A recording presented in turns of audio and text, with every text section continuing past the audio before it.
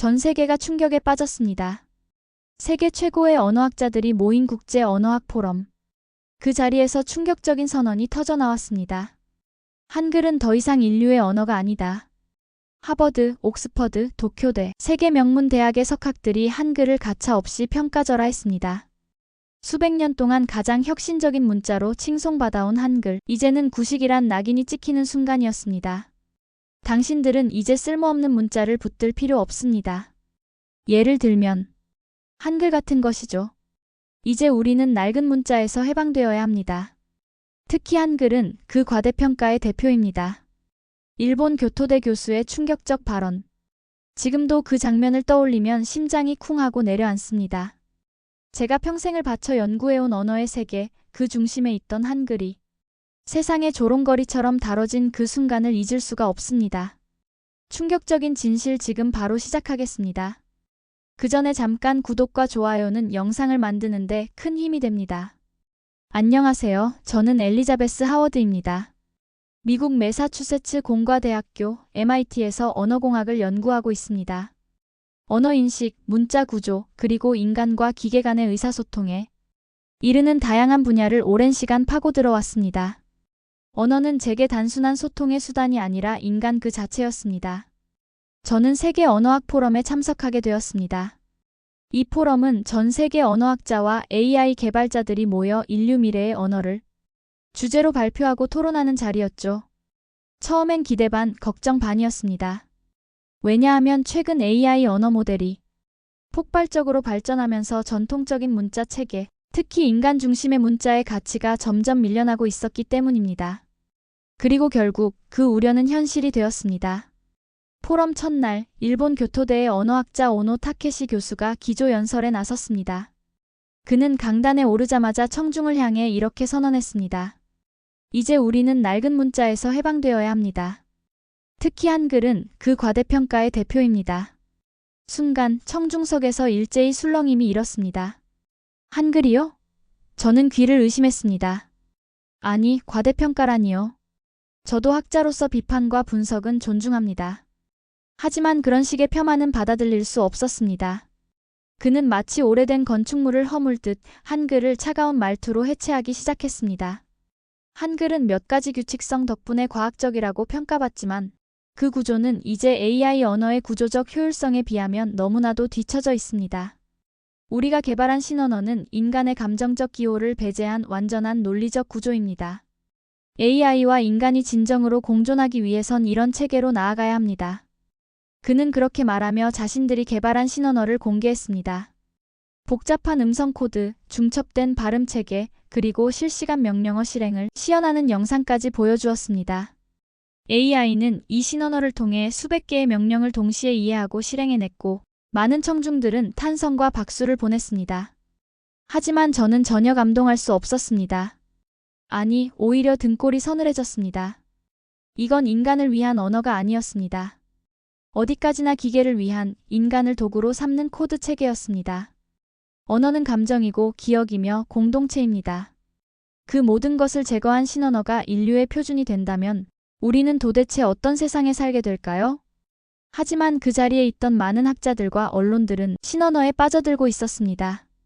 언어혁명, 인류 커뮤니케이션의 진화 같은 자극적인 표현들이 회의장 안팎을 메웠습니다. 저와 같은 전통 언어학자들은 마치 구시대의 유물로 여겨졌고 그런 시선들이 하나둘 느껴지기 시작했습니다. 그날 저녁 저는 호텔방에서 밤새도록 발표 원고를 다시 쓰기 시작했습니다. 기존의 이론적 발표를 넘어 왜 한글인가라는 질문에 대한 저만의 답을 관객에게 던지고 싶었습니다. 그런데 뜻밖의 일이 일어났습니다. 다음 날 아침 포럼 2일차 세션에서 중립적인 입장을 지켜오던 영국 케임브리지대의 클레어 모건 교수가 저를 따로 부른 것입니다. 그녀는 제 손에 오래된 천으로 덮인 작은 문서 상자를 건네며 말했습니다. 엘리자베스, 어젯밤 당신의 표정을 보고 이걸 보여줘야겠다고 생각했어요. 얼마 전 런던 박물관 보관소에서 발견한 19세기 조선의 비공개 한글 문서입니다. 한글이 단순한 문자가 아님을 보여주는 증거가 여기에 담겨 있죠. 그 문서를 들여다보는 순간 저는 숨이 멎는 듯한 느낌을 받았습니다. 농민이 쓴 교육 일지, 전염병 시기에 백성들에게 전한 백신 안내문, 심지어 한글로 기록된 과학 실험 노트까지. 그것은 문자에 담긴 정신, 인간 중심의 기록이 고스란히 살아 숨쉬는 유산이었습니다. 그리고 저는 확신했습니다. 아무리 빠르고 효율적인 신언어가 등장한다 해도 한글이 가진 인간의 온기는 결코 대체될 수 없다고요. 하지만 이 싸움은 쉽지 않았습니다. 신언어의 핵심 개발자 중 한 명인 중국 베이징대 리우 웨이 박사는 신언어의 기술적 완성도를 치켜세우며 감성과 역사보다 중요한 것은 정확성과 속도라고 단언했습니다. 그의 말에 많은 젊은 연구자들이 고개를 끄덕였고 분위기는 점점 기술 중심으로 기울어졌습니다. 그 순간 제 마음 한켠에서 조용히 울려 퍼지던 목소리가 점점 커졌습니다. 문자는 단지 정보의 수단이 아니야. 그것은 기억이고 공동체이며 정체성이야. 그렇게 저는 단상에 오르기로 결심했습니다. 그냥 발표하는 게 아니라 진심을 담아 이야기해야 했습니다. 한글은 왜 지금 이 순간에도 여전히, 아니 앞으로 더더욱 인간에게 필요한 문자일 수밖에 없는지를요. 그리고 저는 알고 있었습니다. 이 발표는 단순한 논문 발표가 아니라 인간의 언어를 지키기 위한 전투라는 것을요. 사실 저는 한글을 처음부터 높이 평가했던 사람은 아니었습니다. 수년 전까지만 해도 제 관심사는 철저히 언어의 구조적 효율성이었습니다. 그 기준에서 보자면 로마자나 표의 문자에 비해 한글은 단순하고 실용적인 문자일 뿐 별다른 감정적 유대는 없었지요. 그러던 중 저는 한국에 초청받아 방문할 기회가 생겼습니다. 2022년 서울에서 열렸던 인공지능 언어 인터페이스 국제 심포지엄이었는데 당시 저는 MIT 대표로 한국어 기반 음성 인식 기술의 정확도와 응답 속도에 관한 발표를 하게 되었죠. 솔직히 말하면 그때까지만 해도 한국어와 한글은 제 연구에 있어서 부차적인 대상이었습니다. 그런데 그 여정은 제게 매우 뜻밖의 전환점이 되었습니다. 한국에 도착한 첫날 밤 인천공항에서 택시를 탔을 때였습니다. 저는 기사님과 대화가 거의 불가능하리라 생각했는데 그분은 간단한 영어로 친절하게 안내해 주셨고 목적지까지 가는 길에 한글에 대해 짧게 대화를 나눌 수 있었습니다. 한글이요? 정말 좋은 문자죠. 누구나 배울 수 있고요. 어린아이도 외국인도 할머니도요. 그 말이 인상 깊었습니다. 그가 말하는 누구나란 표현에 저는 잠시 멈칫했어요. 당시 미국이나 유럽의 언어 교육은 여전히 엘리트 중심, 고등교육 중심의 구조였습니다. 그런데 그는 아주 당연하다는 듯이 모두가 문자를 읽고 쓸 수 있다고 말했던 거죠. 그 다음 날 저는 서울의 한 초등학교를 방문하게 되었는데요. 교육청의 협조로 수업 참관을 하게 되었습니다. 거기서 저는 또 하나의 충격을 받았습니다. 첫 수업은 한글 쓰기 수업이었습니다. 1학년 학생들이 칠판에 나와 한 글자 한 글자 또박또박 쓰고 있었는데 선생님은 발음의 원리, 글자 조합의 규칙을 노래처럼, 이야기처럼 풀어 설명하고 계셨습니다. 그런데 아이들이 너무나도 자연스럽고 즐겁게 받아들이는 겁니다. 기억은 혀를 입천장에 닿게 해서 나는 소리예요. 그래서 기억. 아이들이 웃으며 기억 하고 따라하던 그 장면은 아직도 눈에 선합니다. 단순히 문자 교육이 아니라 언어의 원리를 몸으로 느끼고 스스로 창조적으로 쓰는 방식이었죠. 그날 이후 저는 한국의 문자 교육 시스템 그리고 한글 자체에 대한 관심을 갖게 되었고 일정이 끝난 뒤 며칠 더 머무르며 자료를 수집했습니다. 특히 국립한글박물관에서 본 세종대왕의 훈민정음 창제 과정을 다룬 전시는 제 학문적 시각을 완전히 뒤바꿔 놓았죠. 백성들이 말하고자 하나 문자로 표현하지 못함이 안타까워 직접 문자를 만들었다. 이 문장을 보고 저는 충격에 빠졌습니다. 문자 창제가 권력 유지나 종교 통치를 위해 이루어진 유럽과는 달리 한글은 모두가 읽고 쓸 수 있도록 만든 문자였습니다. 과학성은 물론이고 철학과 윤리까지 담긴 문자. 이것이야말로 진정한 인간 중심의 언어 아닌가요? 그때부터 저는 연구의 방향을 바꾸기 시작했습니다. AI 시대에도 인간이 쓰기에 가장 이상적인 문자가 무엇인가를 연구하며 그 중심에 한글을 놓고자 했습니다. 왜냐하면 한글은 단지 한국인의 문자가 아니라 인류 모두가 이해할 수 있는 설계 철학을 가지고 있었기 때문입니다. 그러나 제 주변 동료들은 고개를 갸웃했습니다. 왜 한글인가? 한글이 아무리 뛰어나다 해도 전 세계가 사용할 리는 없잖아.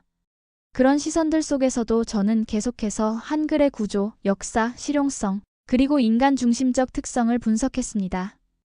포럼 발표를 앞두고 저는 클레어 모건 교수가 보여준 19세기 한글 문서를 밤새도록 읽었습니다. 그 문서에는 조선시대 농촌 여성의 일기부터 관청에서 발행한 백신 접종 안내문, 아이들의 한글, 자습 노트까지 다양하게 담겨 있었습니다. 하나같이 놀라운 점은 그것들이 모두 보통 사람의 기록이었다는 겁니다. 한자나 라틴어로는 접근조차 어려웠을 사람들이 한글이라는 문자를 통해 자신들의 삶을 기록하고 세상과 연결되어 있었다는 사실은 인간 언어의 본질이 무엇인지를 다시 생각하게 만들었습니다. 저는 그 문서를 손에 쥐고 생각했습니다. 이게 바로 인간이 쓸 수 있는 언어야. 그리고 인간이 계속해서 써야 할 문자야. 이제 저는 발표를 준비하고 있었습니다. 오노 교수가 조롱한 그 문자, 많은 기술자들이 무시한 그 문자를 다시 조명할 시간입니다. 단순한 효율성이나 처리 속도가 아니라 인간의 삶과 존엄, 기억과 공동체를 담은 진정한 언어의 가치를 이야기해야 할 순간이 다가오고 있었습니다. 드디어 발표 당일이 밝았습니다. 새벽부터 가슴이 두근거렸습니다. 아니, 두려웠다고 해야 더 솔직하겠지요.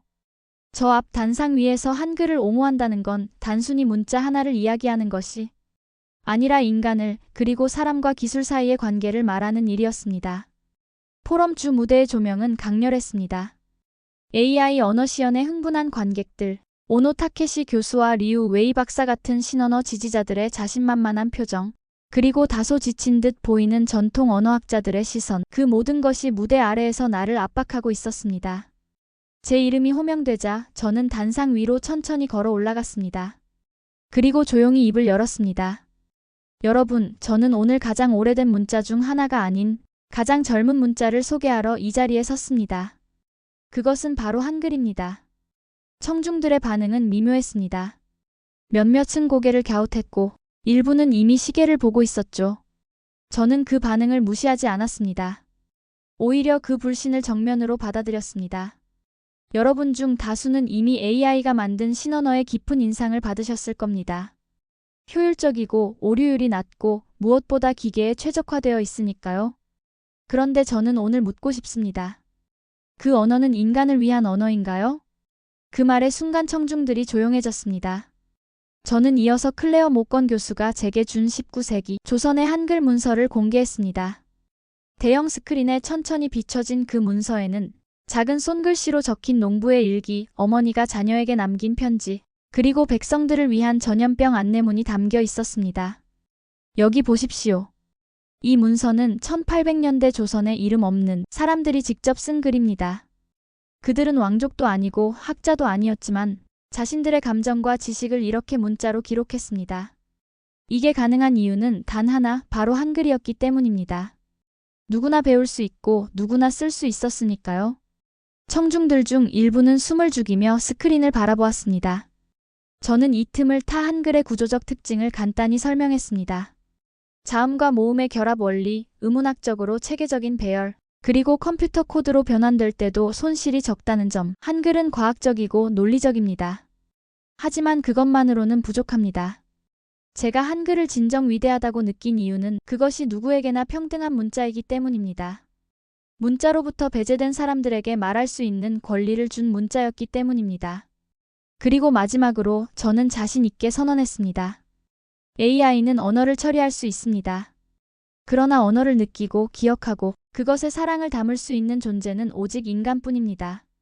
저는 오늘 인간이 쓸 수 있는 마지막 언어로서 한글을 제안합니다. 박수는 잠시 뒤에야 터졌습니다.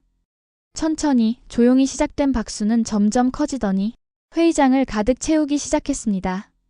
하지만 반대 진영의 반격은 예상보다 빨랐습니다. 오노 타케시 교수는 즉석질의 시간에 마이크를 잡고 이렇게 말했습니다. 하워드 교수의 발표는 감정에 호소한 매우 훌륭한 이야기였습니다. 하지만 우리가 이야기하는 건 기술입니다.